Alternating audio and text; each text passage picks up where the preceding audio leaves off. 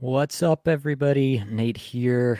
We are live. We're going to be running a Yahoo 12 team categories mock draft. You can see the settings on the screen here. Pretty standard stuff for Yahoo. Goals, assists, plus minus, power play points, shots on goal, hits, goalies, wins, goals against average, save percentage, shutouts. It is full of actual people, which is a positive for us here. But I think I do want to, before we get into all this, I do want to talk a little bit about uh, just Yahoo ADP in general and the category setup that you see. I think a lot of people get really bent out of shape about Yahoo ADP, but they don't realize that the categories in Yahoo mock drafts, which form a lot of that ADP, is pretty specific, and it uses plus minus, which a lot of people don't use if they're in the greater fantasy hockey community. And so that does actually change a lot. Like there's a lot of players from teams where it really matters if you're taking a player from one of those bad teams. So I think Yahoo ADP gets a particularly bad rep, and I don't think it's quite as bad as all that. Definitely, I don't think it's the sharpest ADP. It's probably the most common platform. So by that extension, you're definitely going to get casuals. Um, and that's going to affect your ADP. So, definitely that's a factor. And it looks like the draft is filled and loading. We do have 12 actual people. I'm just checking now to see if any of the Apples and Genos people have made their way into this and tried to find a way in here to snipe me. I am going to be drafting from the 6th spot here. I thought the 6th spot would be good to kind of catch the value here as we get into this and see how the ADP works for us, how it falls. That's what I want to be showcasing to you guys, is basically what you can do in your Yahoo drafts based on this ADP. That's kind of the purpose of what we're doing here. I'll see we already got people in the chat. We got Michelle here. Hope I make it in. Did you make it in, Michelle? I didn't check the names. I'm not seeing your name in here, so I don't think you did, unfortunately. Maybe fortunately for me, because you'll be seeing my queue. And Dave says, who are we hoping for at 6? So you can see the line, obviously, in Yahoo here. I'm going to be running off my own kind of setup here. Yeah, just a kind of categories value system that I like to run, um, kind of my own creation. It's not super polished, so it's definitely not something I've felt comfortable sharing, because yeah, if I'm going to present something to the world, I'm going to make it a pretty valuable product in the end. So it's a little bit finicky, and I know the ins and outs of it, so I can work with it, but for the average person, I don't think it's super helpful, to be honest. For myself, like with these Yahoo categories, you see Austin Matthews down here. I'm going to sort this by ADP because that's what I want to be showing to you guys as well. Austin Matthews would be my pick at 6 if he makes it there. I would have him ranked 3rd in this format. Actually, I can just kind of cue this up for you the way that I would have it. Oh, I see Michelle. Too bad couldn't make it in. Didn't find about which lobby. Yeah, that's true. You would have had to know which lobby. Um, so for me in this particular setup with these categories, the basic Yahoo categories that you see here, I would go with Connor McDavid first, obviously, and then I have it McKinnon, then Matthews, then Pasternak, then Draisaitl. And then I do have Matthew Tkachuk here. So I do have the same top 6, just kind of in a different order here. We're about to get started. I need to find a way to mute this. I forget where that is. There we go. Otherwise, I'm going to be having that pounding in my ears the whole time. Yeah, feel free to hop in the comments, comment along. We're just here to have a good time. I'm going to be writing an article for Yahoo about this particular draft, actually, and what my takeaways from it were. Dave is asking what stats are you drafting for? Cats points. You can see it actually here. It's categories, and it's the 6 categories that show up here for skaters. And then, so that's goals, assists, plus minus, power play points, shots on goal, hits. And then if you flip over to goalies, you'll see it. I'll do that in a second once I get my pick here. So we go McDavid, Draisaitl, Pasternak, McKinnon. You can see over here. I'll switch over to the draft board for most of this and then only switch back to make my picks. But we'll see who Spencer goes with. He goes with Tkachuk, so I do get Matthews. To me, that's really good value. I'd be pretty excited to get Matthews at 6 there. I'll switch back to the draft board. Actually, I will show you just to finish off on the categories. So for Yahoo, the default categories are wins, goals against average, save percentage, and shutouts. Just so that everybody's on the same page here. I am going to sort this by skaters moving forward.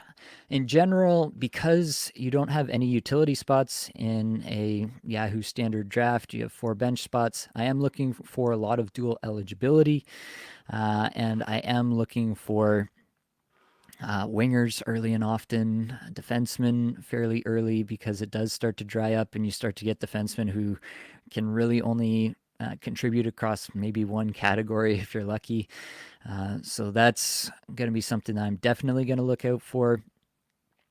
Right here, I'd definitely be looking out for a guy like Ovechkin or Makar. I don't think Makar or Ovechkin will make it back, but they would definitely be on the list for me here. I'm just looking down my list to see who else I might be getting into.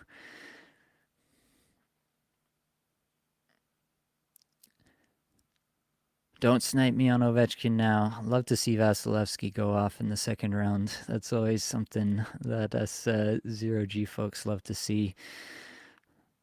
Doesn't take Ovechkin, goes with Crosby, so I will happily take Ovechkin. A lot of category coverage from Ovechkin. I'm going to switch this to last year's stats, which, to be honest, I think are probably a better indication. Happy to take Ovechkin in the second here. To me, that's good value on Ovechkin. Ovechkin would be I'll just double check this. That is my 12th ranked player. So pretty good value to get him in the middle of the second here for sure. And I'd like to see some defense come back to me here to flip over to defense. Obviously, the defenseman ADP in general, I would say, is probably the spot where you can make the most hay in Yahoo, to be quite honest with you. I think there's a lot of defensemen depressed down here. John Carlson way down here is insane to me. Dougie Hamilton and Roman Josi both will perform terrifically in this setup. Yosi's plus minus might suffer a little bit with Nashville there. It was still plenty adequate there, but both of them will generate a ton of shots. They'll hit enough, but provide enough offense from the back end that you're going to be really happy with them. Yeah, in this setup, what my sheet is putting out is Makar, Hamilton, Yossi, Dahlin, and John Carlson as the top 5 defensemen in this. So I'm definitely going to be looking at John Carlson late down here. Evan Bouchard going in this range makes for a good upside case. I think you could definitely see a scenario in which he's a huge contributor to power play points, plus minus, like pretty much everything, to be quite honest with you. He's definitely going to be one to watch. It'll be interesting to see if we don't get a lot of auto drafting going on, then maybe Brandon Montour falls with the latest news about his injury there. But we will see how that goes. 2 more picks till my turn. I would be interested in both of these guys, but I don't think I honestly need to go there. You can see in the overall list, they're pretty far down.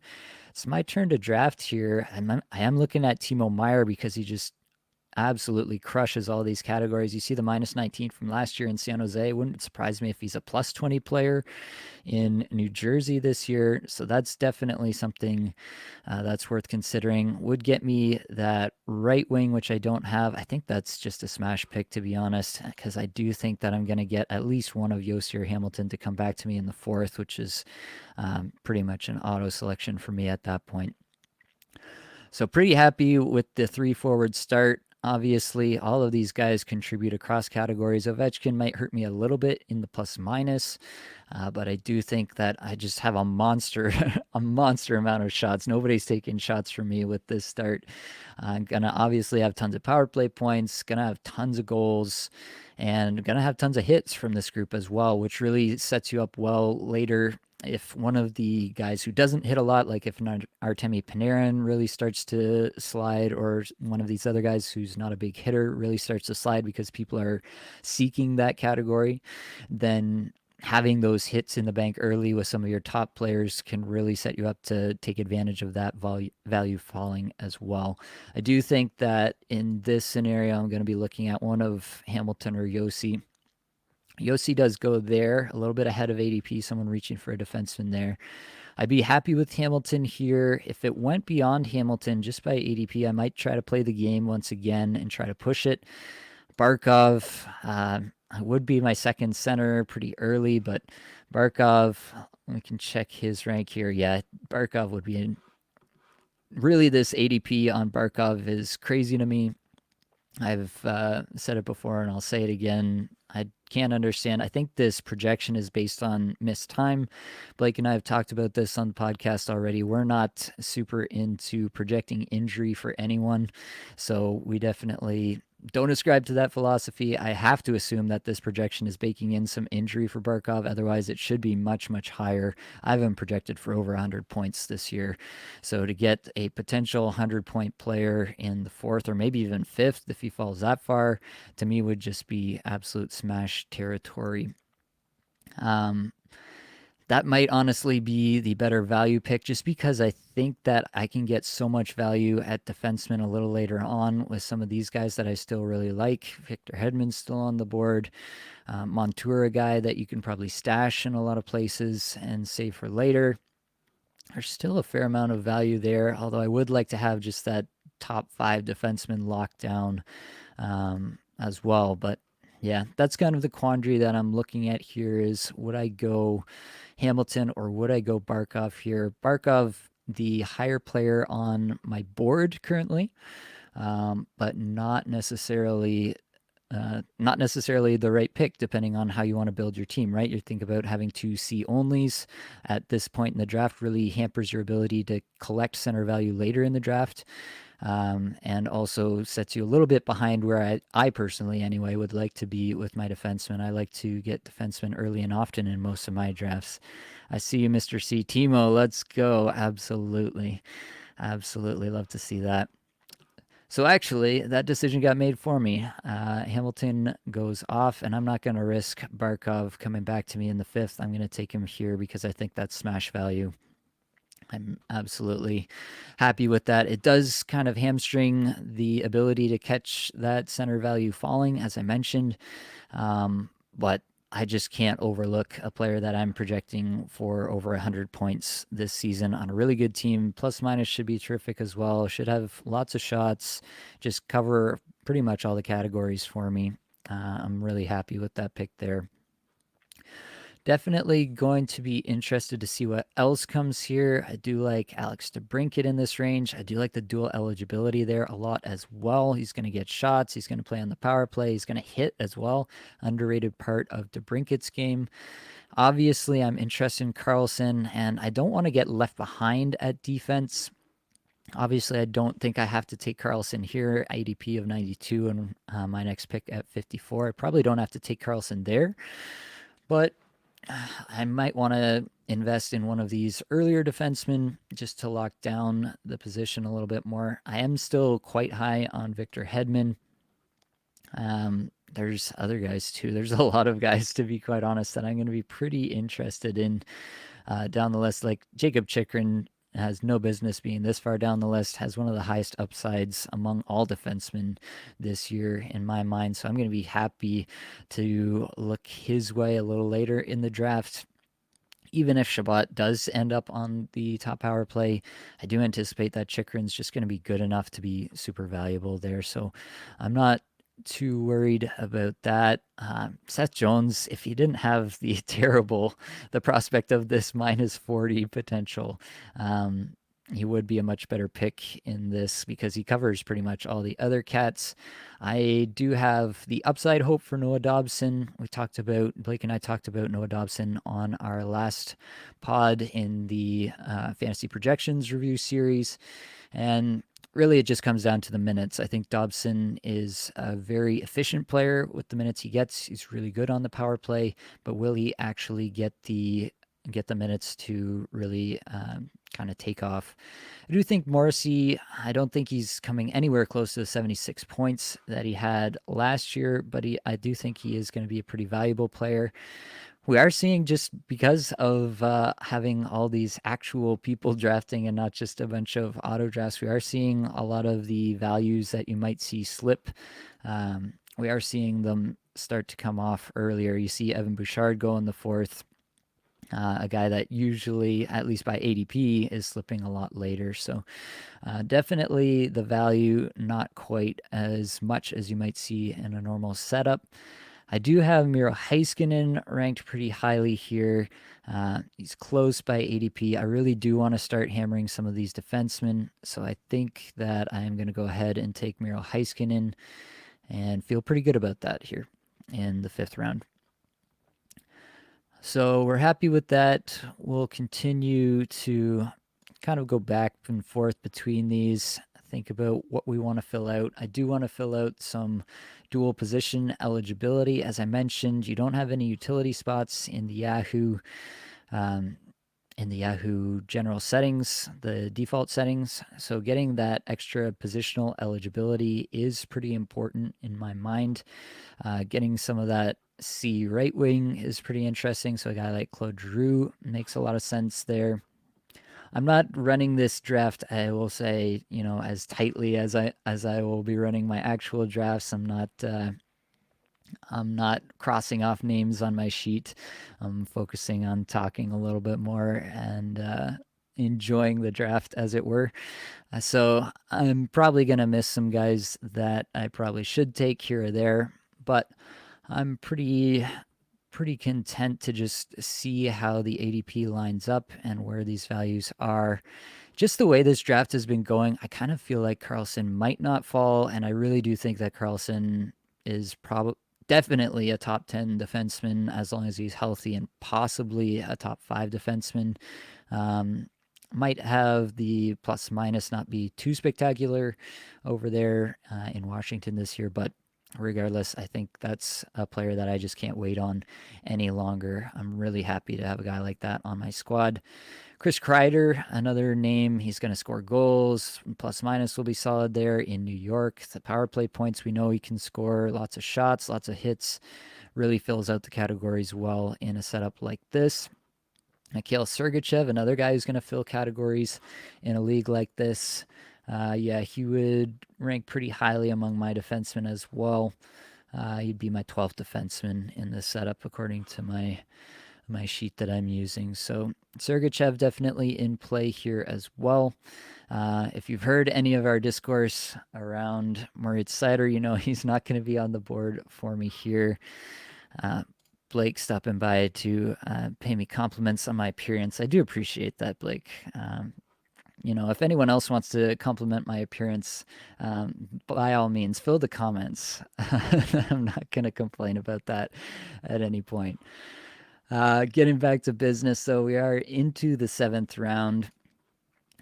Love to see some goaltenders coming off the board every now and then. I wish there were more, obviously. But Jeremy Swayman in the 6th round is a bit of a reach in my book. Happy to see as many of those goalies come off as humanly possible.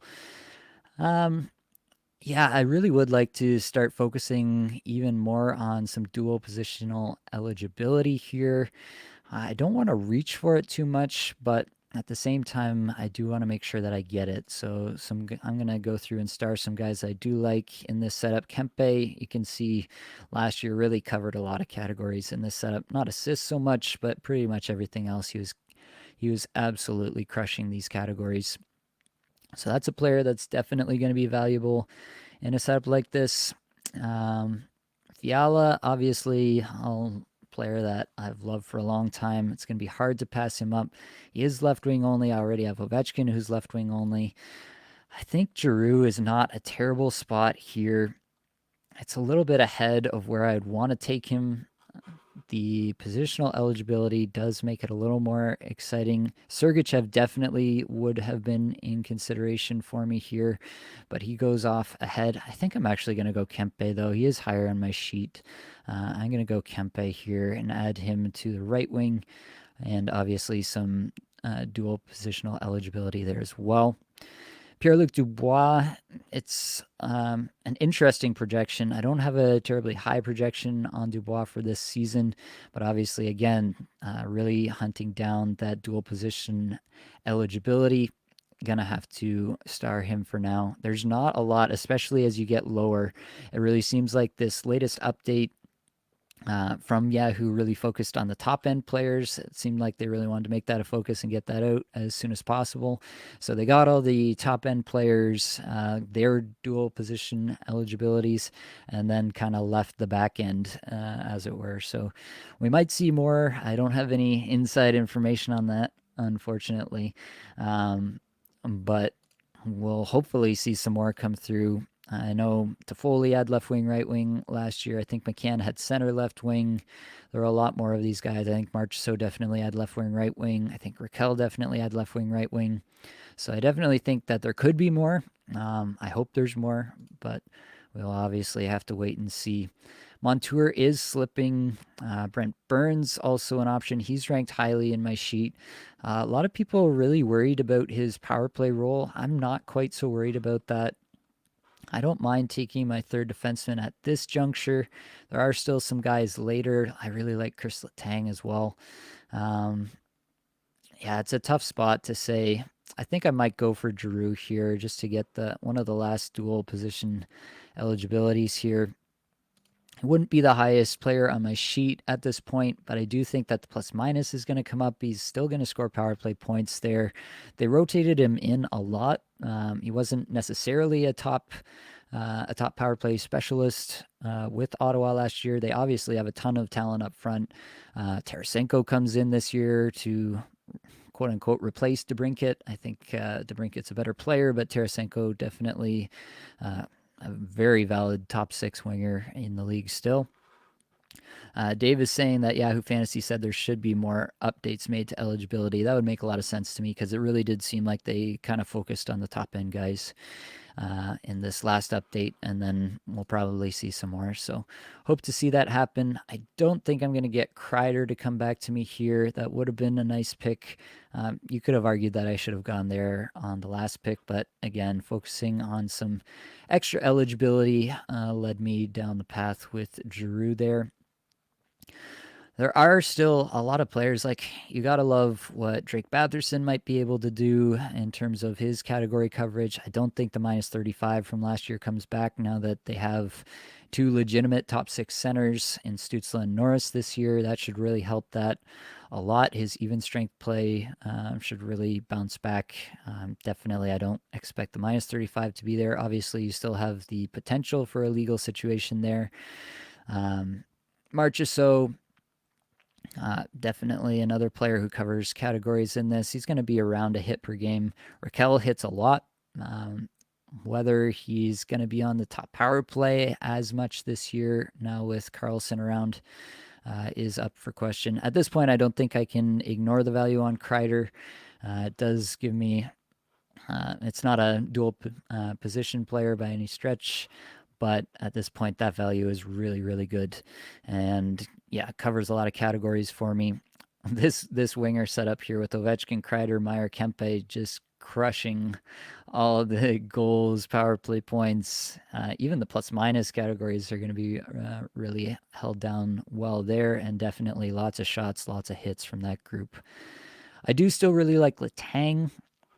I'm going to be interested in adding him here. Obviously, I've got two open D slots yet. I've really focused on the forwards, even added one to my bench already. That's just kind of the way I've seen this draft progressing. Not really an intent on my part.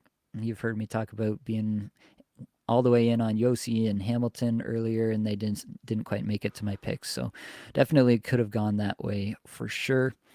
Nimmer is asking, do you pay much attention to other teams as you're drafting? Would it factor into when you draft certain positions?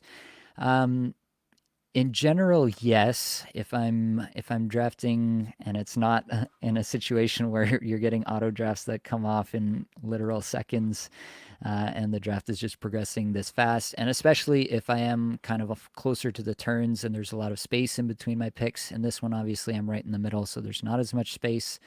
I am going to take Letang here again. Category coverage. I don't see that. I just can't see how they're going to take him off the top power play, at least in the early going while Gensel's out.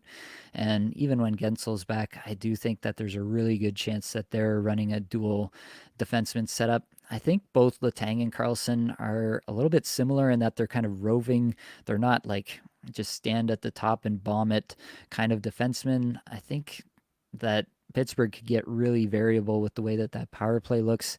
And I'd be pretty excited if and when we do see Letang and Carlson both on the back end. A lot of people drawing parallels to the Brent Burns situation with Carlson in San Jose. I honestly think that those are completely different players, completely different coaching setups. Don't think San Jose had good power play coaching at all, and they did not use either player to their best potential in that situation. I do trust Pittsburgh staff a lot more to kind of figure that one out. So at this point, I think I can't ignore the potential of Drake Batherson. I have a big projection on this guy for this year. I know there's a chance that this pick just completely goes to zero. And really, I would have to kind of be done at right wing considering the picks that I've made after Batherson here, but I think I can't ignore it at this point. I'll take Batherson. If he goes to zero, I'll cut him. You know, it's an 11th round pick. Go back and look at your 11th round picks from last year and see how many you cut. I'm betting it was a lot. So I'll take that risk at this point. Philip Forsberg, another guy who's going to cover categories in a setup like this, and definitely being held down because of the injury history. Gustav Forsling, with the news on Montour and Ekblad that they have this, yeah, definitely not going to be back till November, potentially not back till January, either one. Yeah, definitely opening the door there for Forsling to potentially take over power play one and potentially just be an absolute monster in the early going. He does go. It's actually a fairly sharp room that we've got here. There have been some people who have switched now, obviously, to auto drafting, have left the room, but the room overall has been quite sharp. I've been pretty impressed, I will say. Yeah, Chikrin does go. I was wondering if I pushed that one too far, and it looks like I did. So that is too bad. There are still some defensemen that I'm interested in, and I do have Forsberg queued up. I actually kind of like Philip Hronik a little bit. Obviously, he's not going to be power play one in Vancouver, but I still projected him for over 40 points. He's going to cover some categories decently well.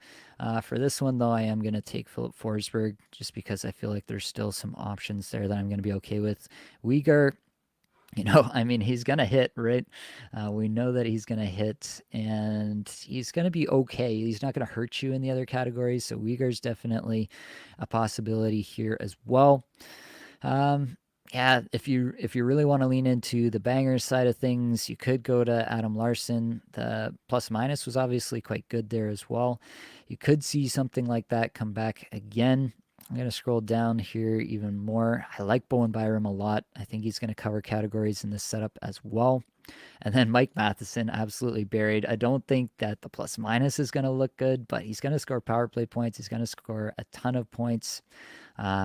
Yeah, I think Mike Matheson is definitely another one of these people who's absolutely hidden in the current Yahoo ADP, and I'd be happy to scoop him up there. I don't see who's competing with him for the power play job, and as long as you can keep Caulfield healthy this year, I do think that there's going to be at least a modicum of usability from that power play this year. You'll notice that I honestly have not even looked at goalie to this point, and that's honestly because there's just been so much value to this point in the skater positions that I'm just really not interested, to be quite frank. I am going to take a quick look to see if I have Matheson or Byram. I do have Matheson ahead of ahead of Byram, even with the potential for him to hurt me in plus minus. I think this team is actually pretty solid plus minus wise. I have good players from good teams, so I'm kind of okay to go ahead and take Matheson. As I mentioned, this room is actually fairly sharp. So I don't know that he actually would have fallen if I had tried to push that. So I'm happy to lock him up there and get a really solid defenseman there. Hidden in Plain Sight says, really don't understand why Yahoo has hits but not blocks in their standard leagues.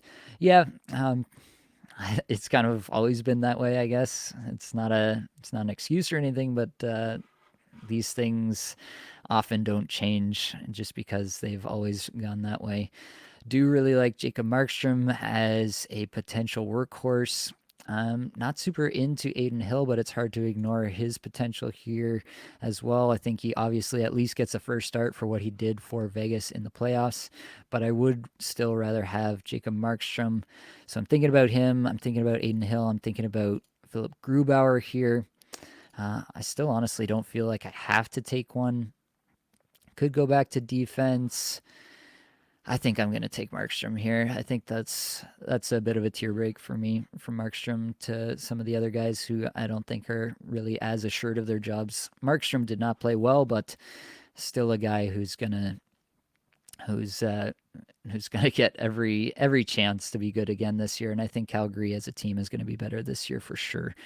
So that's my take there. Mr. C says the professor, referring to Mike Matheson. Absolutely. One of the many nicknames that Blake has assigned to some of these players here. So now I guess I got to decide. I think I am going to go with only two goalies here. And so I'm thinking about another defenseman. I think Byram would be that player for me. So I'd probably go with him first. Again, thinking that there could be somebody sharp in this room who would scoop him up. There he goes. Yeah. Even though that's fairly far ahead of ADP here.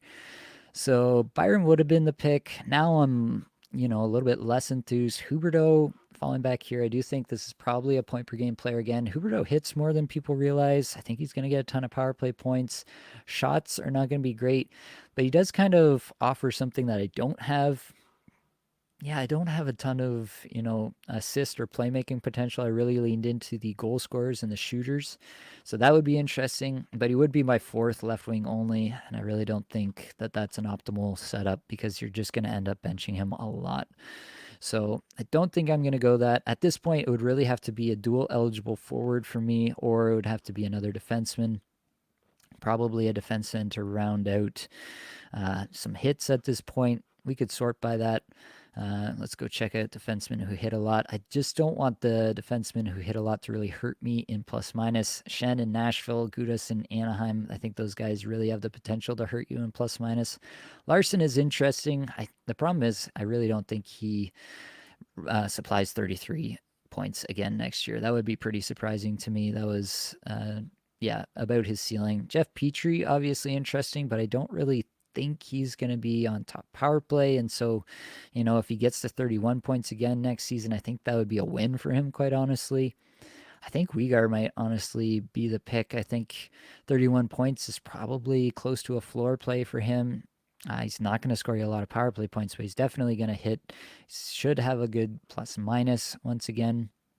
I'm just not excited about any of these guys, so I might just lock up the goaltender that I feel like I like the most at this point, and it is probably going to be between Hill and Grubauer. So Grubauer, I do think, is once again going to be the starter in Seattle. It's a good team in Seattle. I don't think that job is secure, but one thing I've been thinking about a little bit more in going with 0G the way I always do is if I'm taking players from these situations where I'm really interested in that team and their goalies regardless, then I'm interested in having the presumed starter right now, in this case, Grubauer, and then I'll kind of be the first to know if, Joey Decord takes over the Seattle net, then I'll be the first to know because I'll be monitoring Grubauer really closely because he's on my team. And so if that switch is made, then I should be the first to know and I should be in a pretty good position to be the person making that change. So yeah, It's just something I've been thinking about, a kind of a hack, if you will, for the early going. If you take the starter on a good team, even if that starter is not well regarded and might lose their position, I'm still kind of okay with that, just because I think that I can probably be that person to snap up the goalie behind them, because I'll be noting the usage there. I think this is going to be a weaker for me. You could go three goalies here or go with the extra defenseman. It's debatable which offers you more upside. Actually, honestly, in the early going, it might be more upside to go with the Vegas goalie here in Aiden Hill. Especially in a category setup where you have four categories for goalies. You're trying to get a bit of volume there. I don't mind that, going with three goalies just for the first little bit. We expect that at least one of these three is not going to pan out, and so I'm going to be moving on from one anyway. So getting three shots at it in the early going is not a bad strategy there. Debatable whether I'd stick with three goalies throughout the whole season, but getting three shots at a goalie play that sticks on my roster the entire season is a pretty good spot for me to be, in my opinion. So that's the team. We can take a look back at it here. Before we get into that, I'm just gonna look at some comments. Toronto Dave in the chat, how you doing, buddy? And Jerry's in the chat. How do you draft without knowing your categories? I'm not sure if you're referring to a draft for yourself or if you're referring to this one. In this one, you can see the categories that basically everyone's kind of ascribing to by signing up for this mock. It is goals, assists, plus minus, power play points, shots on goal, and hits. And then for goalies, it's wins, goals against average, save percentage, and shutouts. So in this particular case, you do know what your categories are. So let's review the team here. I actually might do it by round. I just think that's a little bit more interesting. So we did get Austin Matthews at the sixth spot. Again, would have been my third ranked player in this setup. I could see the arguments for Draisaitl or Pasternak for the winger eligibility for each of those. I would actually probably take McKinnon over Matthews as well, but definitely Matthews at six. I'm just ecstatic to have him there. Do have him a fair bit ahead of Matthew Tkachuk in this particular setup. Then Ovechkin in the second round, really happy to see that there. Going to absolutely crush a ton of these categories for me. Timo Meier, same story. Yeah, just having these shooting, hitting, scoring wingers in the second and third rounds, really, really going to help me out there. I don't have a particularly bullish projection on Meier, and he still comes out really high in this particular setup, because I do think he's going to have good plus minus in New Jersey. He's going to crush shots, hits, all that for you. So I'm just ecstatic to see Meier there in the third, even if he is only a 65 to 70 point player this year and doesn't really break out beyond that. Every bit worth a mid third round pick in this particular kind of setup. Alexander Barkov in the fourth is an auto for me every single time. Player I have. Down for over 100 points, as I've said. Miro Heiskanen and John Carlson in the fifth and sixth, locking down my two top D spots. I actually have Carlson ranked higher, but just kind of playing the ADP game, was pretty confident that Carlson could come back. So went with Heiskanen first and was able to lock up both. Just kind of how you want to play the ADP game, right? Did burn me a couple times where, Dougie Hamilton went right off before I was considering between him and Barkov. It's going to burn you a few times throughout your draft, but you can't draft every player either. So I'm never too worried about getting burned by someone drafting my player just ahead of me, as long as I have a lot of other targets that I'm kind of interested in. Adrian Kempe and Claude Giroux here, kind of just going back to give me some positional flexibility with the center right wing between the two. I can flip them back and forth between center and right wing throughout the season. Probably the one regret I would say going through this team that I do have is, it's really hard to argue with the top four that I got, but I would have loved to have a little bit more positional flexibility through these early picks, just to set myself up a little bit easier for this. I do think, as we get into it, and if Yahoo is giving us more positional eligibility on some of these later round players, then this could work out fine. Kreider could get his right wing. Forsberg could get a right wing, something like that. There are definitely scenarios where this plays out a little bit better. Kreider in the ninth round was just value I could not ignore at that point. Covers all these categories extremely well, except assists. And I'm willing to take the hit in assists almost more than any other category because goals and shots on goal are obviously very correlated.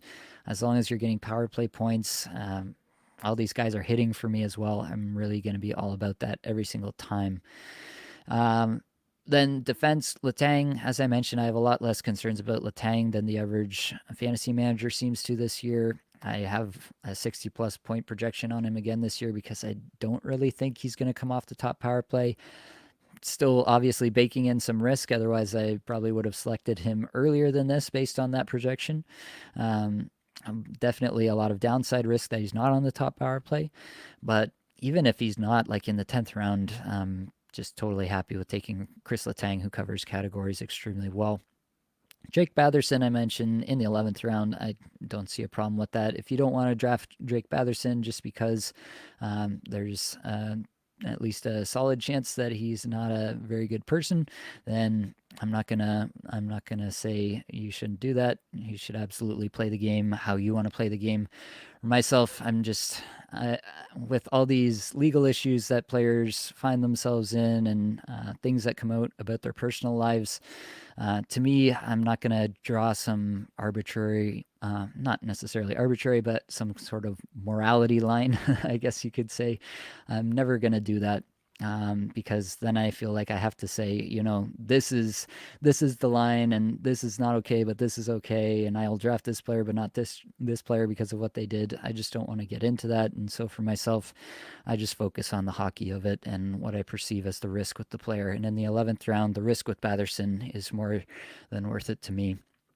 Philip Forsberg, again, just a player that should not be there in the 12th in my mind. As long as he's healthy, whenever he is healthy, he's going to cover categories for you. Mike Matheson, again, a player not going to have a good plus minus, but he's going to be very relevant in all the other categories for you. Happy to see him there. And then just loading up on the goalies at the end, the goalies that I just happen to like the most at this particular point in time. If any of them kind of pan out for me, then I'll just be totally ecstatic. And if not, then I will go to the waiver wire and do what I always do and find more goalies. Hidden in plain sight says, speaking of Grubauer, what do you think of this year? Do you really think Decord can challenge him for the 1A starter job? Nothing surprises me about goaltenders anymore. I don't think Grubauer is a terrific talent in the way that we kind of know that, Vasilevsky and Shesterkin and Sorokin and these guys are terrific talents. I don't think you can say that about Grubauer. That being said, I'm pretty confident that there's every chance in the world that he could have a really solid season behind a good team this year. So it's really just about making a bet on Grubauer here. And as I mentioned, if he does kind of falter and they are more or less forced to go to Decord, then I'll know that and I'll just go ahead and take the shot on Decord without really seeing him play. It's kind of how you play 0G. You got to be a little bit ahead of the game and take the shot on these guys a little bit before your league mates. But when it pans out so big that it's worth the extra shots that don't really pan out quite as well. So that's how I am approaching 0G. All in all, I feel pretty satisfied with this draft. Yeah, the one thing, like I mentioned, the one thing that I would have liked to see on this team is a little bit more dual position eligibility, just because it really sets you up, especially in these situations where you don't have the utility spot. You really do kind of lean on that dual positional eligibility throughout the year to get your lineup filled on all the heavy nights and the off nights and kind of balancing that throughout the season. So that's one more thing I would have liked to see. Obviously, I'll have to focus on that in my streamers because I think my top guys are pretty locked in. Like I mentioned, at the same time, I'm just not going to pass up on these values. I thought I got terrific values on all four of these guys in the first 4 rounds. So I'm really not mad about that, despite it not being necessarily optimal in terms of how I'm going to get them into my lineup, get the other guys, I guess, into my lineup in future games. Tron Dave's saying hashtag 0G. Absolutely, buddy. It's what we're all about here. Well, this has been exceptionally fun. I will say you definitely want to listen to the next podcast coming out. A Apples and Junos Fantasy Hockey podcast coming out on Monday morning. We are going to be doing the giveaway that I mentioned in the last fantasy projections series that we did last Monday, came out last Monday. So we're going to be doing that giveaway. If you haven't done it already, you should go into your podcast app and give us a review and /or rating and send a screenshot of that to me, and you can still be entered in that giveaway. We will be choosing the winner during that episode, which we are recording tomorrow night, Sunday night. So definitely get those reviews and ratings in there and send me a screenshot so I can enter you in that giveaway. And the next news is we're having another giveaway in that episode. So definitely stay tuned for that. I think that you're going to enjoy this next giveaway just as much, if not even more. We have Binksy checking in from a super secret location at work. Nice to see you, buddy. Mr. C says, thanks, Nate. Great job. Very helpful to watch and listen to your drafting approach. Appreciate you. And unfortunately, Faulty Synapse missed most of it. Good luck. You will be able to find this back on YouTube. It won't be under the videos. You'll have to check out the lives on the Apples and Ginos YouTube channel, but you will be able to watch this back at a later time. All right, folks. That's going to be it from my side. Much love.